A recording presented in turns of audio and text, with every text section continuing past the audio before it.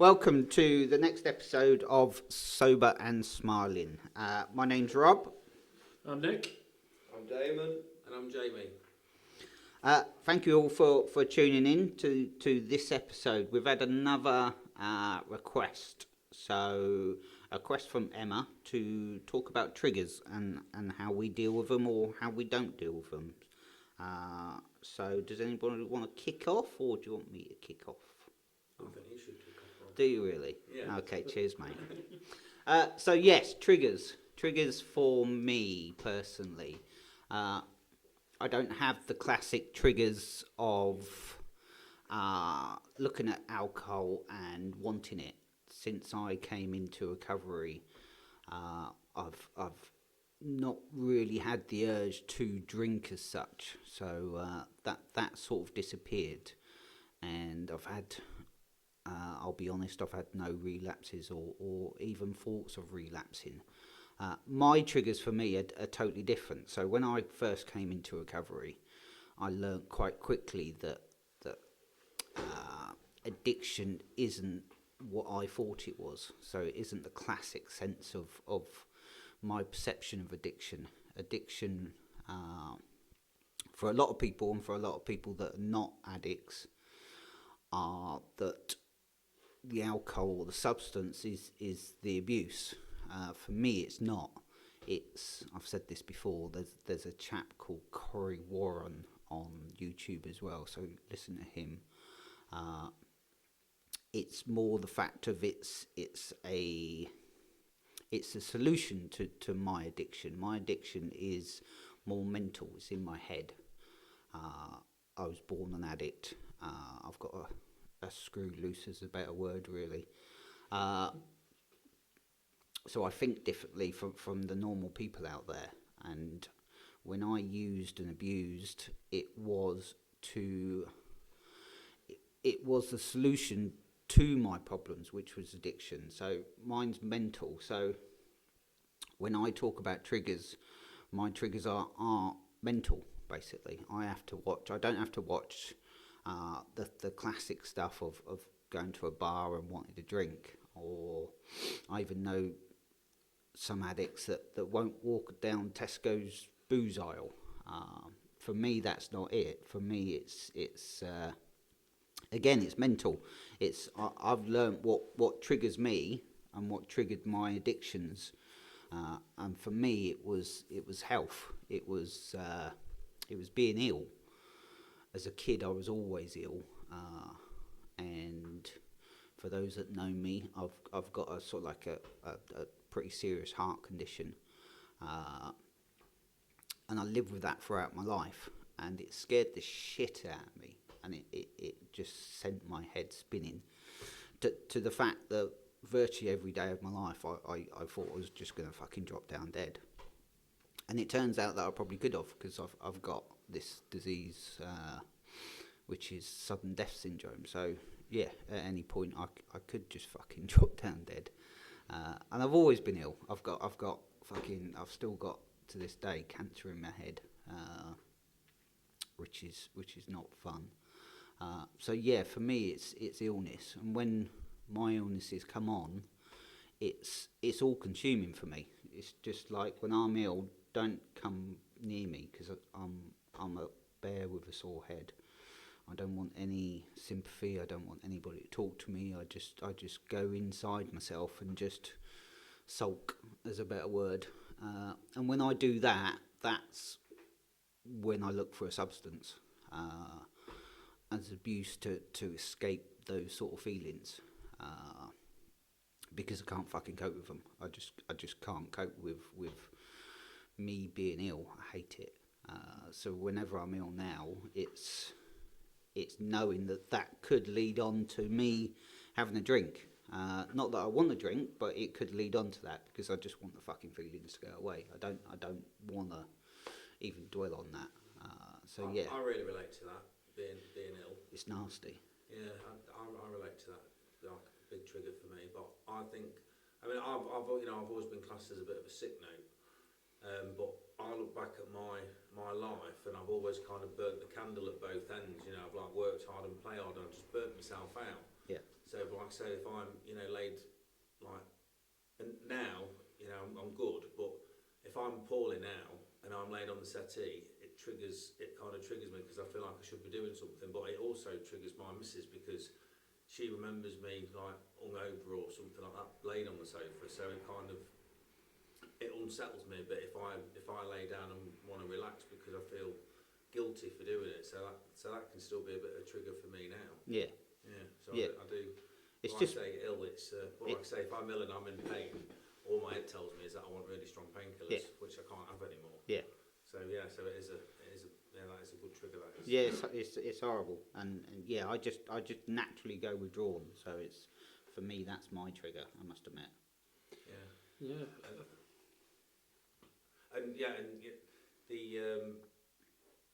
The like to say the painkiller side, it's again, and I've in the past when I've not drank and took drugs, that's what I thought. Well, I'm okay, but then if I had a back pain or a headache or something like that, I would reach for cocodamol. Yeah. So so I've always had like something in my system, and it's and I don't do that now. But like I say, I can, if I'm not very well, I can go in my head and sit there mardy. But I don't think I'm mardy, but I radiate like an energy off that says completely different, and then I'll close up because I need to talk about my thoughts and my feelings now. And someone will say to me, "What's wrong with you?" And I'll just say, "Nothing. I'm fine." Yeah. But I'm not fine. I'm beating myself up in my head because I feel shit and I don't want to feel shit. Yeah. And I want something I shouldn't have. Yeah, well, exactly. I mean, my missus knows when I'm ill because I'll literally I'll come through the door and I'll go straight to bed. Yeah. I won't talk to anybody. I'm not happy. I'm not jolly. It's just like just be quiet. I just need to go to bed and I need to go to sleep. Yeah. Because I need to sleep that off. Yeah. Yeah. Because it's like all fucking consuming for me. It's just like, it is for me as well. and it's a depressant as well. Yeah. For me, being ill is a depressant, and Oh yeah, but it kind of takes you back to. Yeah. Takes you back as well. It doesn't. It's not just that one time there. It kind of brings up all the other times that you've been ill. It all just hits you at once. Yeah. And then the worst thing is you think, right, I'll go to bed, sleep it off, and then you wake up the next day and you still feel Yeah, exactly. Yeah. And then if you've got to do it again, because like I say it's a day program, don't they? But some days when you're not very well, it's just you've got to just kind of put it and put up with it, I suppose. Yeah. It's all about just trying to get out of self, and that's all we did in addictions. We tried to get out of self, didn't we? Because we didn't want to. We were too fucking immature to cope with anything. Yeah. So a trigger is what you can't cope with, being illness or being abused or whatever it may be, or being bullied, whatever. We're doing it to get out of self, because we can't deal with fucking feelings. And that's all it is really. It's just knowing your trigger and dealing with it. Yeah. But you have to really dig deep and actually know your proper trigger, because we can all go, when we first come into recovery, we can all go, yeah, my trigger was being bullied at school. Yeah. It probably fucking wasn't. It was probably something else. It was probably somebody you didn't say goodbye to that died or something like that. It's when anybody comes to me, and I've sponsored quite a few people, and they'll go, this is my biggest problem. It generally isn't. It generally isn't. What your head tells you, it's generally something fucking deeper. Yeah. And as soon as you found that, then it's not happy days, but it's happy days because you've got a defence against it once you know what it is. I thought, I know one of my triggers was like, routine and that reward system. Yeah. I've had a good day at work, I'll have a drink. I've had a shit day at work, I'll have a drink. We all did that, yeah. He's pissed me off, I'm going to have a drink. She's pissed me off, I'm going to have a drink. But there was always a reward system behind it. So, and that routine, that kind of routine, it's the weekend, it's time to have a drink again. Yeah. So all them sort of things were triggers for me, but those sort of triggers don't bother me anymore. I think, being poorly, stress, is a big trigger. Getting wound up over something, that can still kind of trigger me now. But I know how to deal with that. But I do think the worst one is being ill, especially if you're stuck with it for days on end. Yeah. Because you just can't. I can't get sit there and sulk, and then I just have to let it pass. And then you get things, you get through it, and you think, oh, I've done it, but it still doesn't make it any easier the next time it comes around when you're ill. No. And then normally you get, especially early days in recovery, you get illness after illness after illness, don't you? So it's like a test all the time. Yeah, and I think you just knocked it right on the head. Is you have to sit with it, and this is what I've learned with me through illness and stuff. You have to sit with it and let it go on its own. For 30 odd years, I never did that. I got ill and I just got wasted because it took the feeling away. Yeah. But now you've got to, in your recovery, you've just got, whatever it is, sit with it. Yeah. It will fucking pass. Yeah. It's not great. No, but you can get through it, and you don't need the painkillers. But Yeah. one for me that I always used to do if I ever had the flu or a really bad cold, I'd just like hammer a bottle of whiskey and I'd make hot toddies and just Yeah. sit at home and get wasted for 2 days. Love an old wives' tale. Yeah, Yeah, The I'll hot use that. toddies Fucker. like that, about Yeah. that much whiskey, bit of honey, and hot water. Yeah. And I just used to, hammer a bottle of whiskey I every just- day. I just did the whiskey. I didn't even bother with the hot toddy. I'm sorry. But no, I think one you did touch on, which is my biggest trigger, you said a couple of minutes ago, stress. Jeez, I can stress over the littlest things, and that is my biggest, if I had to say overall trigger, that sort of gets me like, "Urgh," like that. And I can get stressed over little things. It could be work, it could be something that's not right at home, it could be money, anything like that. So really, stress is not the trigger; it's the little things that lead to Yeah. the stress. That's- That you can probably do without being stressed, but it's Yeah. just that I don't know. Yeah, You can hear me off. it is. To be fair, Darren, that's true. I would say it's just sort of stressing in general. But I was like, Rob, I've got a few years sobriety behind me, and I'm at a point where I don't really think about it. I think in all my time, I think I had like one, maybe two little near slips in the very, very early days. Yeah. And that. But other than that, I've never thought of it. I mean, one of my biggest things, and this is going to sound really crazy. I mean, people who know me know I've said this a few times. There's a thing called the theory of the Joker, which relates back to a Batman cartoon called The Killing Joke, cartoon comic. And what it is, without going too far into it, Batman's chasing the Joker. And the start of the story is he's trying to reason with the Joker to try and stop him from doing all these evil acts because he says that we're going to end up killing each other. And at one point in the comic, the Joker says to him, all that separates me and you, Batman, is one bad day. And that's what I remember, because that's what I took from that is one bad day can change everything. Yeah. And that's what I keep remembering at the back of my head. Every time like the stress kicks in, all I remember is bang, one bad day Yeah. is all it will take for me to go back down that route, and I don't want to go back down there. But yeah, that's the only big sort of trigger I've got these days. If I was to talk about like triggers from the past, when I've tried to quit and it sort of triggered me to pick back up, a couple of these are going to sound a little weird, I think, but if I had to round one off in a way, peer pressure from the people around me, especially when I was sort of a kid and I did try to sort of calm myself down, but because you don't want to feel out of place, you think if I started saying stuff like, you'd be like, oh no, you're just thinking crazy. And I could even say to a degree from my family at times, which don't get me wrong, they always meant the best and they meant well for me. But when you're in that madness, you don't want to hear it. You don't want to hear a damn thing because you're that consumed with what you want to get. When you get people trying to talk to you and say to you, look, you're going down a bad path, you don't want to hear it. No, you don't. And that was one at times that didn't help me. You just go the opposite way. If you're anything like me, then I mean, I've said before, I've had a few interventions and stuff with family, and I'll just go the other way. It'll just be you can't do this, or even the doctor saying to me, "That's it. Now you've got whatever." Say he said you got 6 months to live.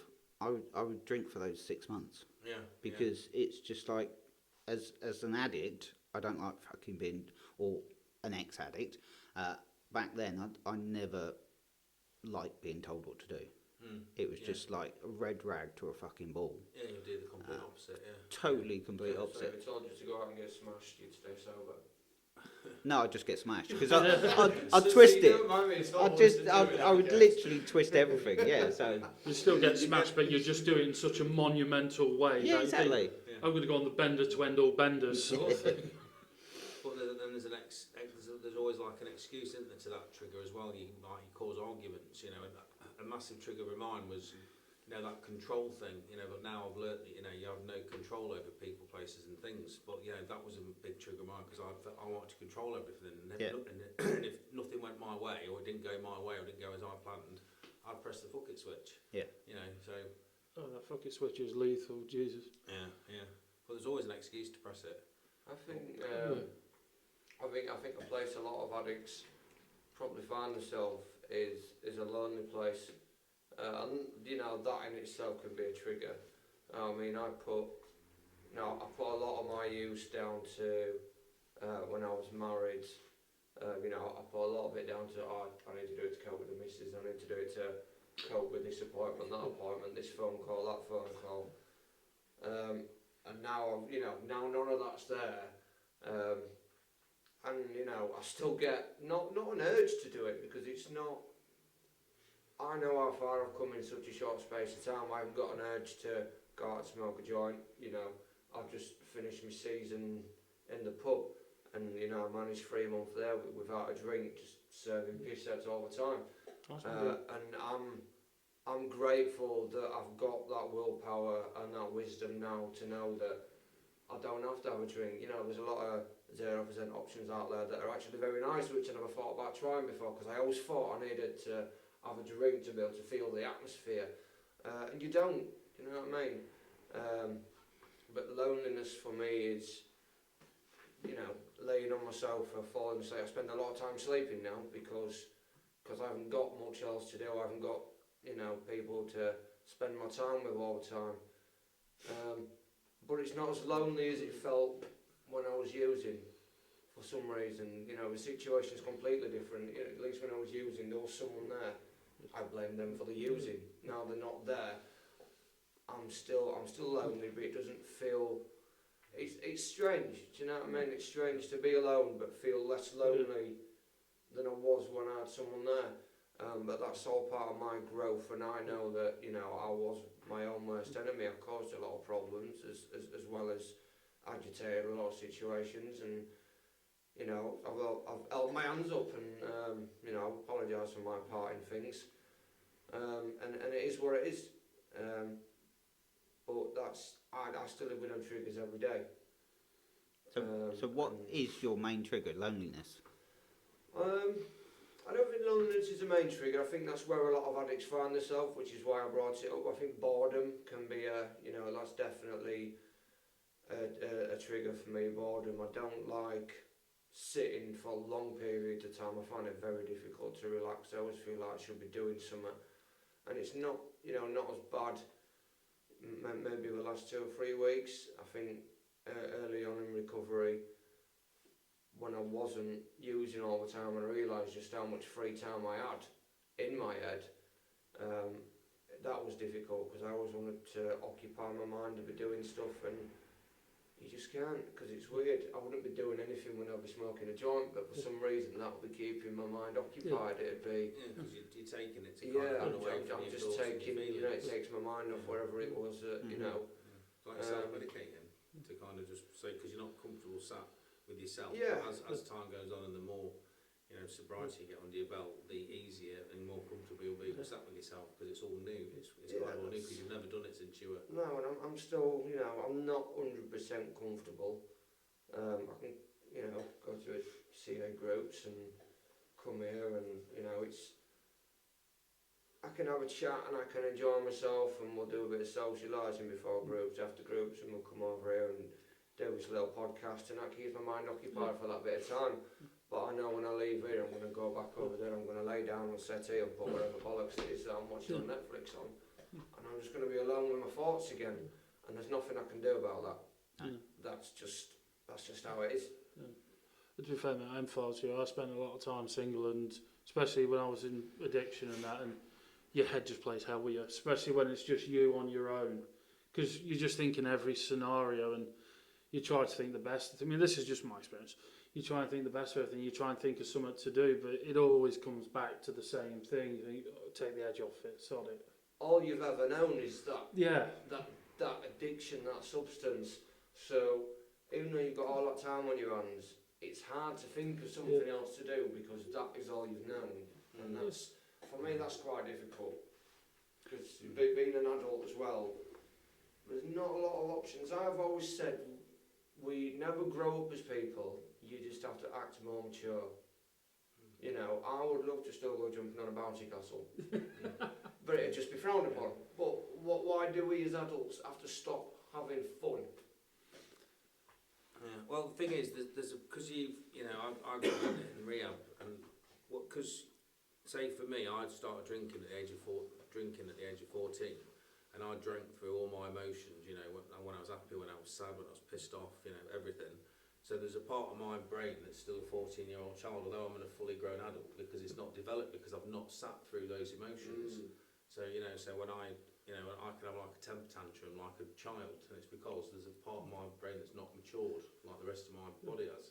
I mean, it will catch up as you know as time goes on, but that's kind of not quite normal early doors. I don't want it to catch up, though. Totally You know agree what with I mean? Right. I want to be that inner child. I don't, you know what I mean? Being an adult's boring, mate. I know you've got to go to work, and I know you've got to pay your bills, and I know you've got to act more mature because society says you need to be role models for people to look up to. But being an adult is just such a drag, mate. Honestly, there's nothing fun about being an adult. I mean, there will be. You know, I'm sure at some point, you know, there'll be some big silver lining, and I'll think, oh, this is what it's all about. But it's, you know, probably for the last God knows how long, I've always thought, why as soon as you become an adult, you just have to suddenly mature and stop having fun? Do you know what I mean? And I think that's why most people think that, oh, you can only have fun down the pub on a Friday night, or you can only have fun having a sesh. You know what I mean? That's because what you used to do. Because, like I say, for me, my only hobby when I was younger, or for nearly 30 years, was going to the pub and getting pissed. You know, every hobby that I did, you know, whether it was golf or anything like that, it always revolved around alcohol. So everything I've done has all revolved around alcohol. So I've never had any hobbies. So it's just like learning new ways, isn't it? Really, new things to kind of keep you entertained. But you know, for me, I need like something that's going to raise my dopamine. You know, I need something that's going to give me a buzz. And because I get bored quite easily. Yeah, I think that's because, like you said, I mean, I went to rehab as well, so I know exactly what you said about the maturity thing, and that's because you didn't mature as an adult. Yeah. And I totally agree with that. It's when I first, and I believe this wholly, when I first started drinking, that was when Rob cut off. Literally when Rob cut off, and from the age of 14 to 45, I was a completely different person. Yeah. And then when I got recovered, I reverted, my mind reverted back to the 14-year-old Rob, and I'm now the person that I should have fucking been. Yeah. But in between that, I haven't learned any social skills, because I didn't fucking need to, because the drink took it all on.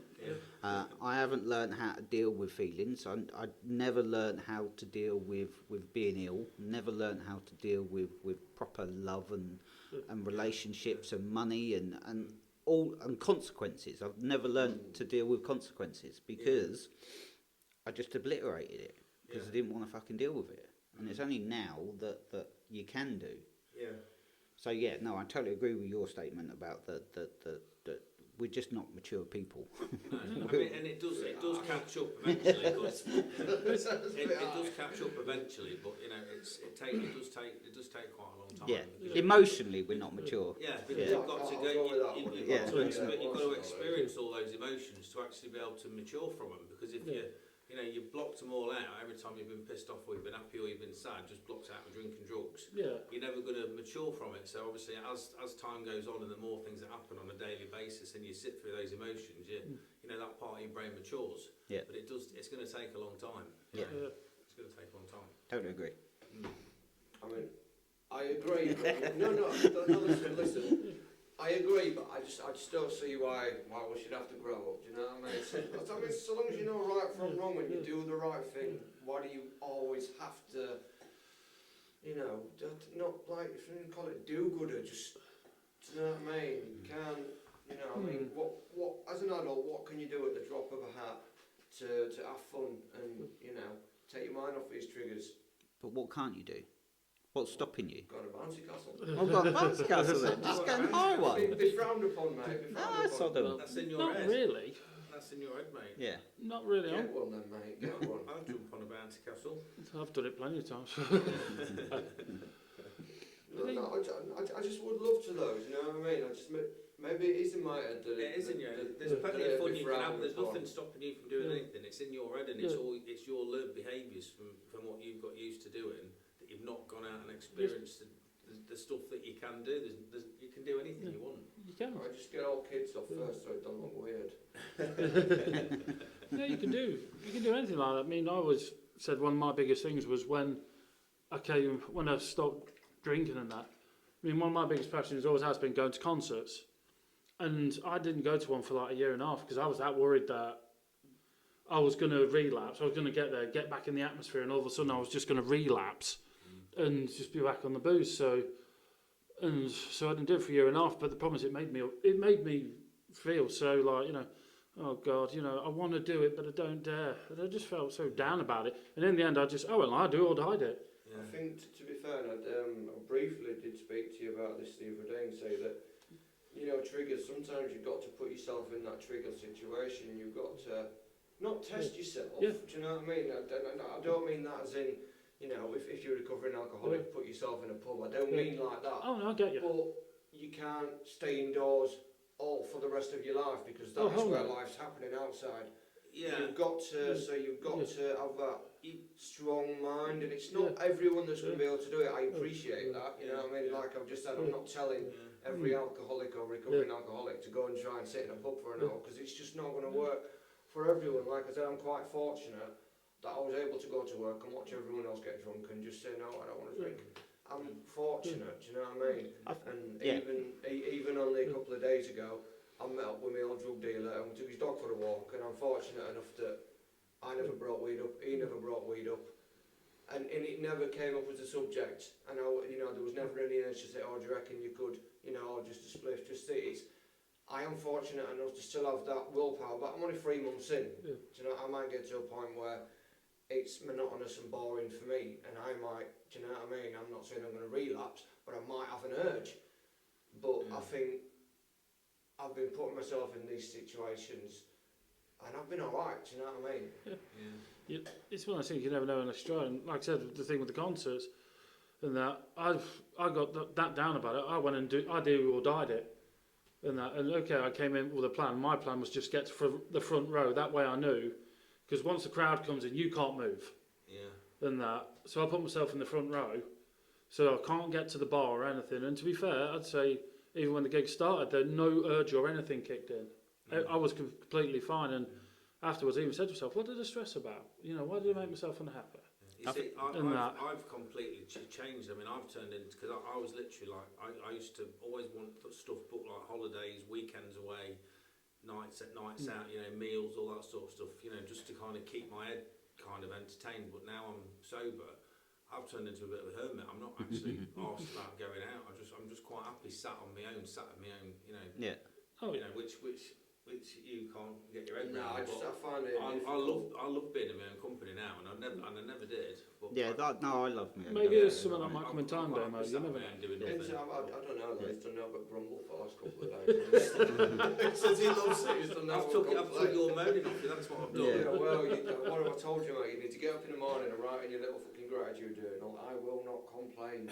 let that sink in. But going back to your point of confronting your triggers, I think you were right, to be honest with you. Like I said in the beginning of this, I know somebody that's like 20 years sober that won't go down the drinks aisle, and it's just like we come into recovery and we get recovered to have a better life. I don't. This is just for me, but I don't understand having a better life and being a better person and everything else, you're limiting yourself, Yeah. and you have to get over that. Otherwise, what life are you having? If you're scared of going in the pub, if you're scared of walking down the drinks aisle, if you're scared of Go- whatever parties or concerts or whatever, that's no fucking life, is it? No, We you come into leave recovery yourself- to You're have. surviving, you're not living. Yeah, You're living exactly. in fear. That's what you are. You leave Yeah. yourself no variety, and sooner or later, depending on how strong-minded you are, that will just depress you. And then Yeah. it'll, Because sooner or you'll later, feel you it will could bite you in the go arse. away. and Yeah. it Yeah, will it will bring do. those. Yeah, because you're fearing something that's That's not going to happen. yes. Yeah. And The if you're what fearing ifs, it, what ifs, it's just yeah. gonna it But will you- bite you in the Although arse. you're not drinking, you're still kind of stuck in that addictive Yeah. mindset. You know, Yeah, absolutely. Although you put the drink and drugs down, that makes you into that dry drunk, as they say, doesn't it? And So talk to me about that dry drunk, mate, honestly. You've definitely gone through that I phase. was, mate, I was. No, you are, though. and fear is what takes a lot of addicts, sadly, and that sadly. Right, guys, we are. That's gone really quick. I can't believe that, how Yeah, quick that's gone. Well, the first 10 minutes was the YouTube show. Yeah, I know. It's just the me and Jamie show. Don't worry. Me and Nick just sat there like trying to jump in. So thanks everybody for listening. Please Stick your hand up next time. have a look on Facebook, Spotify, YouTube, and Instagram. We're on there. Leave a comment because the comments are great. And we just need some more subjects. So yeah, we've had 2 weeks of subjects, so that's brilliant. Thank you very much. We'll leave it there for today. We are here at Sober and Smiling. We're down at Holton Hill on Drummond Road in Skegness. So yes, please have a listen, have a share, and leave a Keep comment. listening and smiling. Yep, thank you. Keep smiling. See you later.